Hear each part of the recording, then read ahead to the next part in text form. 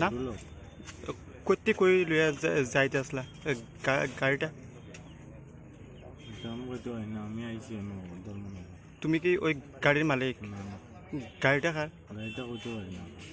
কইতে লইছ? আমি দামসরাটা গিয়ে আইছিল। আর কে কে আসলো?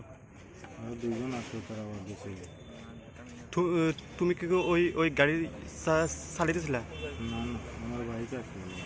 বাইক? জায়গাটা হলো নয়াপাড়া গীতা ভবনের পাশে, ধর্মনগর। যাকে আটক করা হয়েছে তার নাম জবরুল হক, বাড়ি হাসিমগঞ্জ, পাতাকান্দি। যে মালগুলি সে ধরে আছে সেই মালগুলি হলো ইয়াবা ট্যাবলেট, টোটাল 10,000 ইয়াবা ট্যাবলেট পাওয়া গেছে, একটা থোর গাড়ি এবং একটা পালসার বাইক সিজ করা হয়েছে। ধর্মনগর থানা থেকে এনডিপিএসে কেস রেজিস্ট্রেশন করা হয়েছে।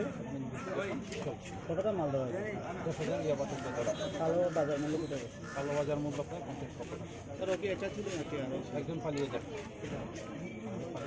এবং গাড়ি দুটো।